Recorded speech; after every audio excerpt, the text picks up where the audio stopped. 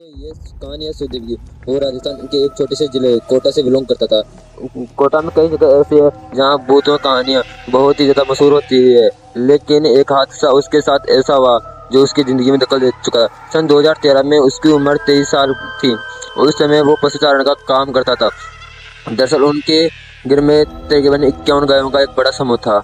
और उनकी पेट पूजा करने की खातिर वो उनको कई सारी जगहों पर लेके जाता था, जिसके छोटे मोटे जोहर या छोटे मोटे खेतों के अंदर उनकी चराई की जाती थी। जोहर जंगल का एक छोटा रूप होता है और जंगल विशाल रूप में पाया जाता है। वह रोज शाम के तकरीबन 7 बजे उसके घर लौट पाता था।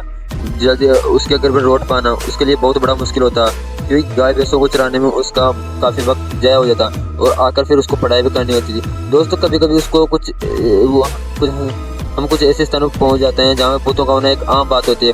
हालांकि हमें इन बातों पर कभी यकीन था और विश्वास भी करते हैं, क्योंकि भूत प्रेत जैसी चीजें अक्सर उन जगहों पे पाई जाती है जहाँ पर जोरदार सन्नाटे के साथ साथ अंधेरे की एक गहरी चादर बिछी हो। क्योंकि बुरी शक्तियाँ काले रंग में रहना पसंद करती है। शाम हो चुकी थी और सूरज ढल चुका था।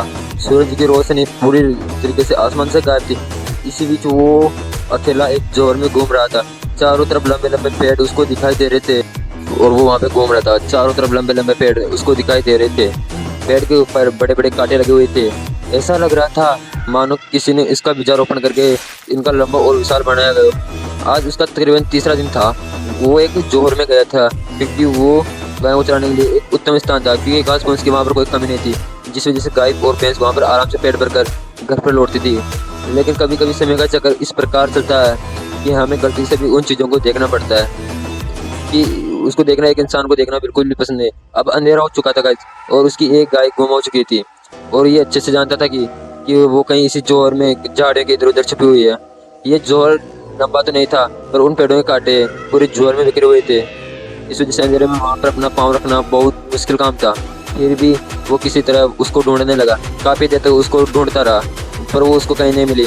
फिर वो थका हार कर वापस आ गया और वापस आके उन्होंने अपने गायों को पूरा दिखा तो उसने देखा कि वो गाय यहाँ आ गई है वापस।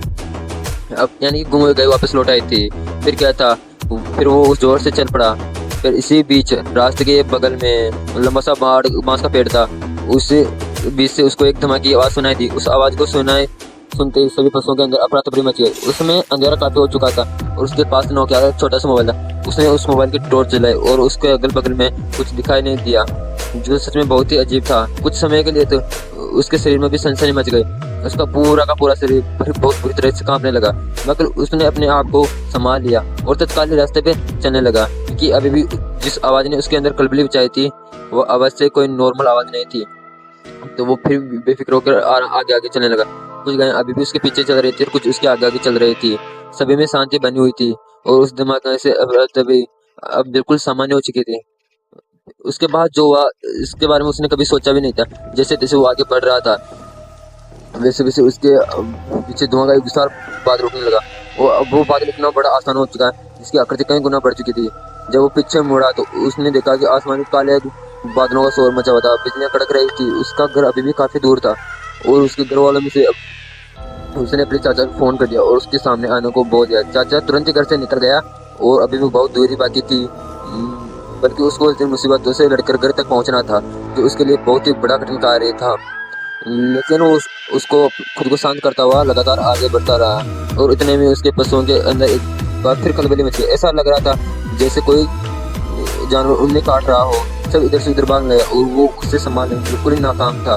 इस वजह से उसका इधर उधर जाना इम्पॉसिबल था, क्योंकि रास्ता कम चौड़ा था, जिस कारण इसका उधर उधर हो जाना इम्पॉसिबल था। लेकिन इसके बावजूद भी उसको ये डर था कि कोई जानवर दिखता हुआ उसके ऊपर न गिर जाए, जिससे उसको चोट लग सकती है। जिस वक्त उस तमाम होकर आगे की ओर बढ़ने लगा और उसने अपने पशुओं से थोड़ी दूरी बना दी। लेकिन उसके बाद उसके हाथ में एक जोर का करंट लगा। वो करंट इतनी जोर का था कि वो सीधा जमीन पे गिर गया और जब तक उसकी आंख ली तो उसने देखा कि उसका पूरा शरीर काला पड़ चुका है। उसके शरीर पर काले काले निशान बने हुए थे। मात्र एक पल में ऐसा हुआ कि उसका पूरा शरीर काला हो गया। पता नहीं पाउडर जैसे क्या था, उसको समझ में नहीं आ रहा था कि बस चिकना होने के बाद बहुत ही अजीब था। अब तक उसको यकीन हो चुका था कि वो किसी काली से शक्ति के चुंगल में फंसने वाला है। वो यहाँ से निकलना बहुत ही मुश्किल था। सामने की तरफ वो अपना मुंह उठाता हुआ देखने लगा और उसके सिर्फ लगा बिजली का झटका इतने जोर का था कि वो इसे सह पाना उसकी बिल्कुल भी सक्षम नहीं था सह पाना। कुछ देर तक उसका हाथ तक हाथ रहा और वो बहुत ही बुरी तरीके से डर चुका था। अब तक उसको बहुत संपूर्ण तरफ से विश्वास हो चुका था कि उसके अगल बगल में किसी अनजान ताकत ने तबाही मचा रखी है और उसके जानवरों को अपने पावरों से छीन-बीन करना शुरू कर दिया। वो पूरी तैयारी के साथ उसके जानवरों को यहाँ से छोड़कर भागना चाहता था, लेकिन उसी दौरान उसकी नजर बिजली खंभे से सटे हुए एक खंभे पर पड़ी तो उसकी आंखें खुली रह गई। इस बार उसने देखा कि उस केकड़ी के पेड़ के ऊपर एक आदमी फांसी खाकर उल्टा लटका हुआ है और हद तब हो गए जब उसकी आंखें पलकाते हुए देखा तो वो हैरान हो गया और उसके छोटे छोटे कदमों को पीछे हटने लगा। लेकिन वो ये बात भी अच्छे से जानता था कि ये काले आत्मा इसका पीछा नहीं छोड़ेगी जब तक कि वो अपना आखिरी समय नहीं देख लेता। अब तक वो अंदर से पूरा फूल चुका था। उसके अंदर इतनी भी हिम्मत नहीं थी कि वो अपने तड़तड़ाते कदमों के साथ आगे की तरफ बढ़ सके और फिर एहसास हुआ कि वो बिल्कुल पीछे पीछे कोई चल रहा है, जिसके कदमों की आवाज इसको कानों के तक साफ साफ आ रही है। एक पल के लिए जो ये पीछे मुड़ा तो इसकी आंखें खुली रह गई कि इस बार उसने जो नजारा देखा वो अकल्पनीय होने के साथ साथ बहुत ही उसकी जिंदगी में सबसे डरावना और दिल दहलाने वाला मंजर था। उसने देखा कि इसके पीछे पीछे एक खोपड़ी फटा हुआ आदमी चल रहा है। उसके सर के अंदर से मस्तिष्क के पिन पिन करने की आवाज सुनाई देती थी, मानो उसका सर फट चुका हो और साल बीतने के कारण उसका सर गल चुका है। उस समय उसकी हिम्मत तो दूर की बात है, वो अपने पर को भी चिपका पाना पूरी तरह नाकाम था। वो इतनी बुरी तरह डर चुका था कि उसको अपने आप से आत्मविश्वास उठने लगा। उसको ऐसे लगा कि किसी ने उसके हाथ को पकड़ लिया है। ये नाकाम था तो क्योंकि वो अपनी ओर से पूरी ओर से ताकत झोंकता रहा, लेकिन अफसोस में वो अपनी जगह से हिलडुल पाने में भी नाकाम था। अभी तक उसके अपनी मौत का दरवाजा साफ साफ नजर आ रहा था।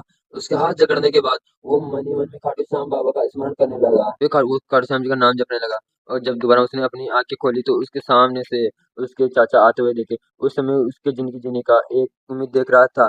उसके अंकल साहब धीरे धीरे चलते चलते उसके पास आए और तब जाकर उसको राहत मिली। जब फिर पीछे मुड़ के देखा तो उसने देखा वो पूरा नॉर्मल हो चुका था और वो शख्स भी गायब था। लेकिन आज उसके अंकल का स्वभाव थोड़ा विचित्र लग रहा था। जहाँ उनके बोलने का अंदाज थमता नहीं था, आज उनके मुंह से उसने एक लफ्ज भी नहीं सुना था। उसने भी ज्यादा ध्यान नहीं दिया था और उनके आगे आगे चलता रहा। फिर थोड़ी दूर आगे जाने के बाद जो दृश्य उसने देखा उससे अजीब दृश्य उसने अपनी जिंदगी में कभी देखा ही नहीं था। उसने देखा कि उसके सामने से आते हुए उसके अंकल दिखे।